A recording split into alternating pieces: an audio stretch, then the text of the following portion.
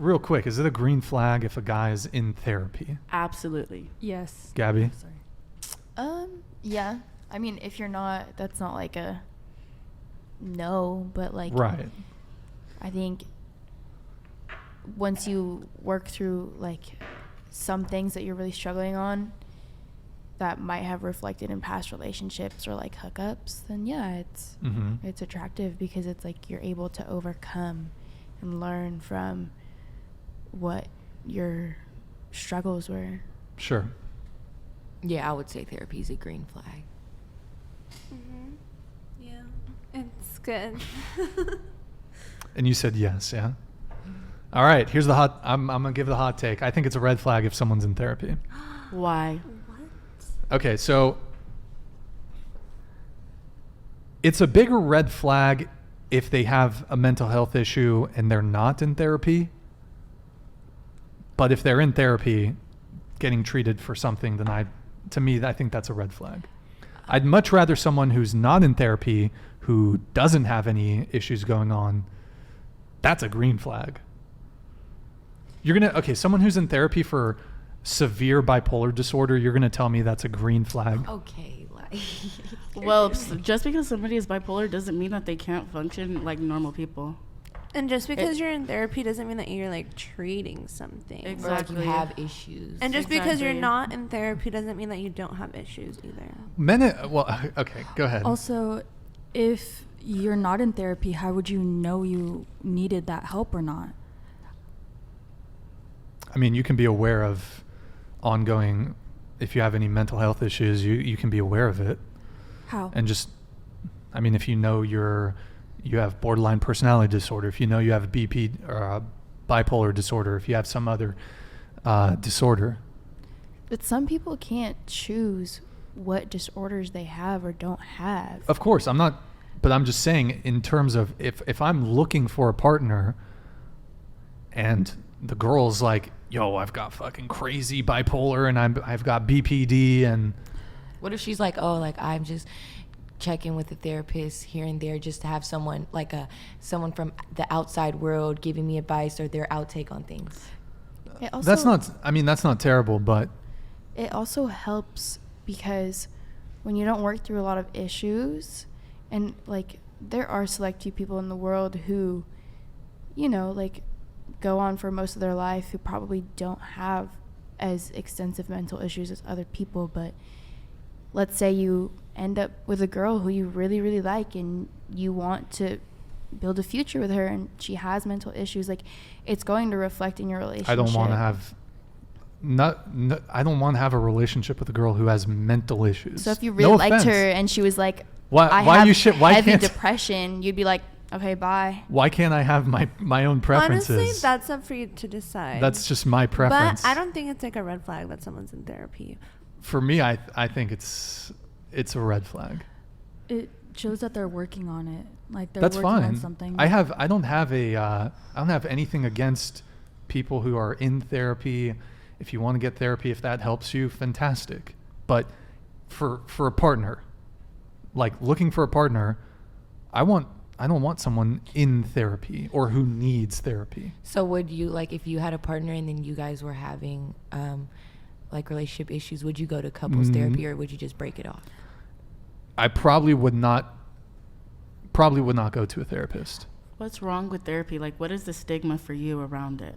Okay, well,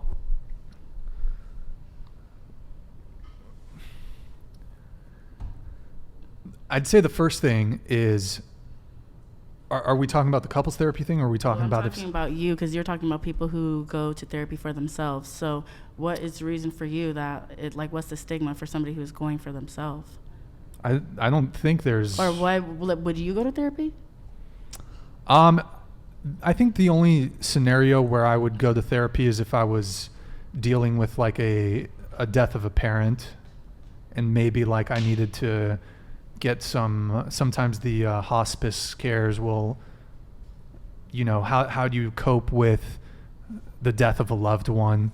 But like in terms of my life difficulties, I would never see a therapist, ever. You wouldn't consider that a life difficulty, What? losing somebody? Like that's No, a I'm bump in the road talking of your about life. like I'm talking just about, oh, like life is tough. Like I just said, the circumstance under which I might go to therapy is like, how do I cope with the death of a parent? That's maybe, or the death of a child or something. If I had kids and when my children died, I'd maybe go to therapy under those circumstances. But like just dealing with like the milieu and the fucking drudgery of life, no. All my I think men and women tend to deal with their problems differently. I don't want to talk about my problems. I have difficulties, but I want solutions to my problems. I don't want to talk about my problems. But You what don't if think you a don't therapist have could bring solutions? What's that? Exactly. You said you want solutions. You don't want to talk about them. But like, I think Have you been to therapy? Yes. Y'all They don't really They give give you solutions. They have do. you been to therapy? Huh? Have you been to therapy? When I was younger, I had some anxiety issues. I had panic attacks, so I saw a therapist, and he helped me with my panic attacks, and that was. So like, if you met someone and they had panic attacks and they were seeing a therapist, you would not want to see them. Or if you met somebody and they were seeing a therapist because I their think parents had panic passed attacks away. would be okay, but I think most people are in. Actually, you've maybe changed my mind a little bit on this. So, I guess it depends what they're in there for, but I mean, generally speaking, I'd say generally speaking, no, I would not want to date someone who's seen a Like, therapist. I think it's more of like a resource. Like you said, like if your parents passed away or like something or a loss of someone and you didn't know how to deal with it, you would use a therapist as a resource to get a solution or to see insight. So like that would be the reason you would go. But then someone else could be like, it doesn't have to be like dreading life. It could be like losing a really good job. How do I deal with this? Like, you know, like someone can't find a solution how you may be able to find a solution. If I just lost my job, I'm not paying $300. Okay, well that's probably not the best to see a example, but I'm saying therapist. like losing a parent could be one, and like you. I could, said that, yeah. Yeah, and losing then like a parent. someone doesn't go to therapy for just dreading life. They can go for like plenty of reasons. Or like if you, like you said, you wouldn't go see a couples therapist, but like if you were with someone and you really like them and you guys can't find a solution, what's wrong with getting a solution another way? Just like you would go get a solution. if Well, your so parent I'll passed. tell you one of the reasons why I'm sort of against therapy is therapy is kind of anti-male. So What do you mean anti-male? therapy, like the American Psychological Association, Eric, can you look it up? It's like American Psychological Association, maleness. I'm trying to see if I can. I don't know if it's the American Psychological Association. It's one of these organizations, and they said something about how masculinity. Fuck, I'm trying to find it. Masculinity is harmful masculinity and fuck. I wish I had this ready to go, but I don't. All I have to say Oh, is here we you go. are narrowing down your options to like just Kiki. Are you saying not every woman is in therapy? But you have like a lot of like stipulations. But like, so a woman can't even go through things in her life to need therapy. That's a lot of people. They don't even have to have a mental illness. It's just life. Like life happens. Also, mental health can be developed. So, like, if it's not a potential partner, it could be someone that you're already dating and they developed it over time. Like, let's say if you were married and you guys were going to have a kid, that woman could develop postpartum depression and it stays with her after that. Like, would you still want to be with that partner, or would you want to see if you can work on like it? I said, there are some circumstances where therapy is fine. Mm-hmm. But look, the point I'm trying to make is if you're seeing a therapist, for example, and you have severe mental, it's kind of less the I'm in therapy and it's more what are you in therapy for? That's the issue that I have. It's not strictly that you're in therapy, it's why are you in therapy? Are you in therapy because you're dealing with some crazy fucking baggage from an ex? Next.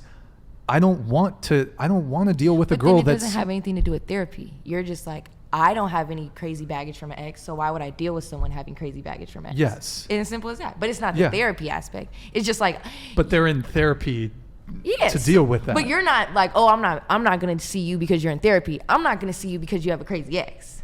I'm not going to That's see a you good because you point. have mental health issues. I'm not going to see you because you're Yes. bipolar, not because you're in therapy. Like, you should get therapy and you should get that help, but I don't want to see you. Yeah. But therapy is kind of the beacon that would point to someone either having a mental health issue or having some baggage from a past relationship, having some sort of past trauma. And hey, look, that stuff happens to people. Go get your therapy. That's great. If it helps you, perfect. But do I want to date someone that is coming to the relationship with a lot of baggage? No. For me personally, probably not. And that's okay. It's okay, like, for your own personal preference, what you want. It's just my preference. And so basically you're just like, therapy just sparks a red flag of why are you in therapy? Yes. Okay, yes, which is fine. You yeah. could be going to, you could be in therapy, and if the reason in terms of, I'm looking at you and I'm like, hey, I want to date you, and if it's just like, oh, you know, you've got panic attacks and you're seeing a therapist that, you know, they're helping you with your panic attacks and anxiety, whatever, I mean, that's okay, right? But it really depends, I guess, like you said, the reason why they're in therapy. So, but like I said, you know, the whole therapy thing, I don't know, it's kind of seems very anti-male to me. So I don't know. Can I ask a question? Sure. Why do you think it's like that? Why is it anti-male? Mm-hmm. Well, I think there's a kind of, seems to me to be a bit of a undertone going on of anti-maleness in a lot of spaces. Academia is one of them. And most psychologists, it's not typically a secret. You know, I consider myself politically center-left, like center-left. But amongst a lot of people on the left or people who are liberal, there's a very strong anti-male sentiment. So I'm not about that.